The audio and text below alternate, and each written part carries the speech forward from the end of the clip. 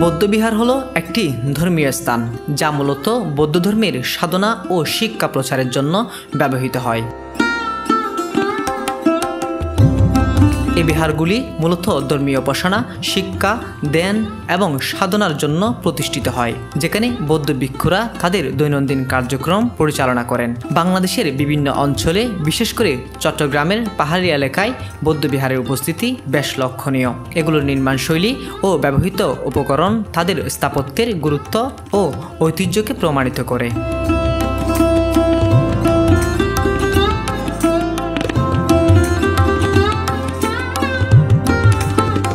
বৌদ্ধবিহারের architecture সাধারণত অত্যন্ত সাদাসিধে, তবে প্রাকৃতিক পরিবেশের সাথে সুন্দরভাবে মিলেমিশে থাকে। বেশিরভাগ বিহারের চারপাশে প্রচুর বৃক্ষরোপণ থাকে এবং এটি শান্তির অনুভূতি তৈরি করে। বিহারের প্রধান ভবনগুলো সাধারণত বড় এক বা একাধিক হল বা গ্যালারি, যেখানে ভিক্ষুরা নিয়মিত প্রার্থনা ও শিক্ষা প্রদান করেন।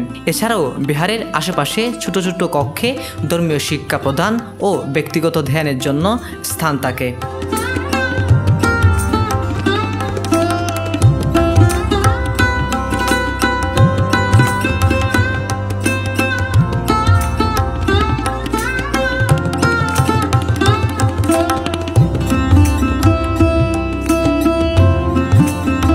এই বিহারগুলি শুধুমাত্র ধর্মীয় শিক্ষা ও সাধনার কেন্দ্র নয়, বরং বাংলাদেশের বৌদ্ধ ঐতিহ্য ও সংস্কৃতির অমূল্য স্মৃতিস্তম্ভ হিসেবেও প্রতিষ্ঠিত। প্রতি বছর বিভিন্ন ধর্মীয় উৎসব ও অনুষ্ঠান এসব বিহারের মধ্যে পালিত হয়, যা বৌদ্ধ ধর্মাবলম্বীদের জন্য একটি বিশেষ সময়। এছাড়া এই বিহারগুলি পর্যটকদের জন্য একটি গুরুত্বপূর্ণ দর্শনীয় স্থান।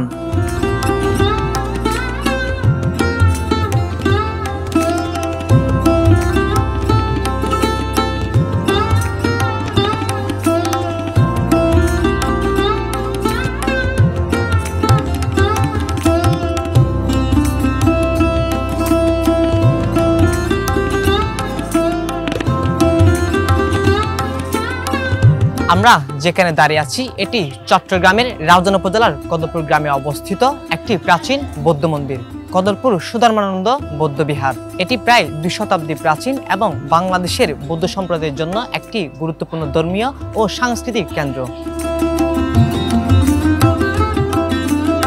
এই বিহারটি কদলপুর সুধর্মানন্দ বিহার নামে পরিচিত। 1207 সালে স্থাপিত হয়েছিল। প্রায় 2 শতাব্দীর অধিক প্রাচীন এই বিহার। এখানে বাংলাদেশ সেই সর্বোচ্চ ধর্মীয় গুরু নবম সঙ্গরাজ জ্ঞানশ্রী মহাস্থবির মহোদয় অবস্থান করেছিলেন। আর অবস্থান করেছিলেন লেখক অধ্যাপক প্রজ্ঞাবংশ মহাস্থবির মহোদয় এখানে অবস্থান করেছিলেন এবং তাদের সাথে ছিল ভিক্ষু সুগতপ্রিয়।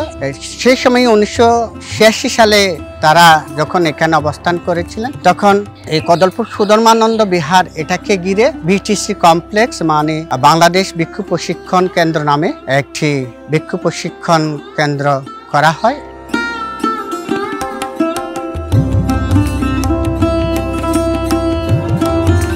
বিহারটি বৌদ্ধ ধর্মের চর্চা, শিক্ষা এবং সাধনার জন্য পরিচিত।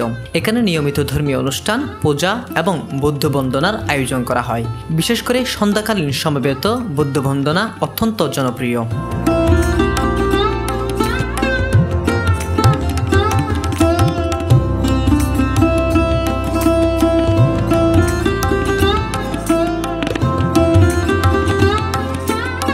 এই যে কদলপুর সুধর্মানন্দ বিহার, এটা শুধু বিহার নয়, এটা একটা কমপ্লেক্স। এই বিহারকে ঘিরে এখানে রয়েছে অনাথ আশ্রম, তারপরে ভিক্ষু প্রশিক্ষণ কেন্দ্র, তারপর এখানে গড়ে উঠেছে কম্প্যাশন বুদ্ধিস্ট ইনস্টিটিউশন, যেটা ইংরেজি মাধ্যম, ইংলিশ মিডিয়াম। এখানে শ্রীলঙ্কার মাধ্যমে এটা পরিচালিত হয়। এখান থেকে শিক্ষার্থীরা শিক্ষা গ্রহণ করে, উচ্চতর শিক্ষা গ্রহণের জন্য শ্রীলঙ্কা যায়। সেখান থেকে অনেকে আবার ওই হংকংয়ে যায় এবং হংকং থেকে অনেকে ডক্টর ডিগ্রি এভাবে এই উচ্চতর শিক্ষা গ্রহণ করে। সেখান থেকে আমেরিকা, লন্ডন, ফ্রান্স বিভিন্ন জায়গায় ছড়িয়ে পড়ে। সেই দিক থেকে এই যে কদলপুর সুধর্মানন্দ বিহার এবং কম্প্যাশন বুদ্ধিস্ট ইনস্টিটিউশন, এটা একটা আন্তর্জাতিকভাবে পরিচিত লাভ করেছে।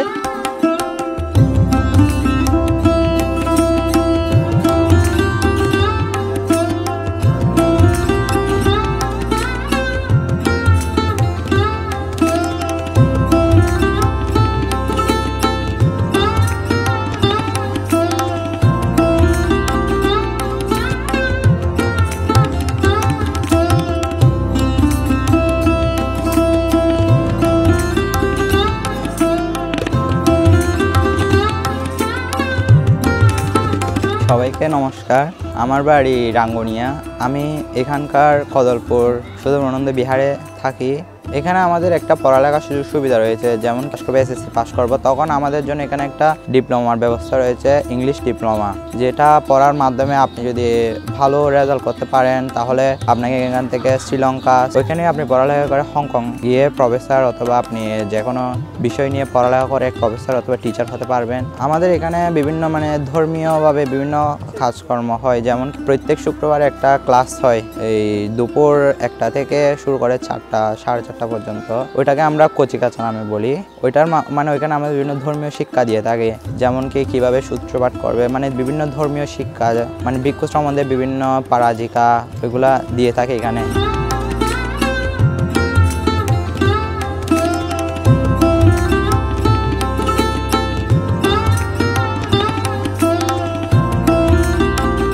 বিহারটি স্থানীয় ও বিদেশি দর্শনার্থীদের জন্য একটি আকর্ষণীয় স্থান, যেখানে বৌদ্ধ স্থাপত্য ও সংস্কৃতির নিদর্শন দেখা যায়। এটি রাউজান উপজেলার অন্যতম ধর্মীয় প্রতিষ্ঠান হিসেবে বিবেচিত।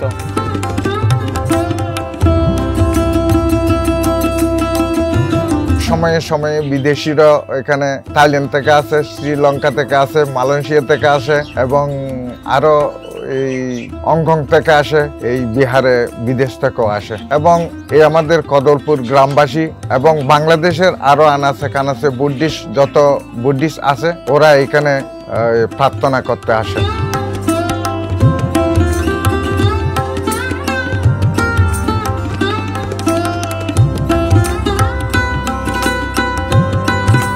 চট্টগ্রাম শহর থেকে প্রাইভেট গাড়ি বা স্থানীয় যানবাহন করে রাউজান উপজেলার কদলপুর গ্রামে অবস্থিত এই বিহারে সহজে যাওয়া যায়।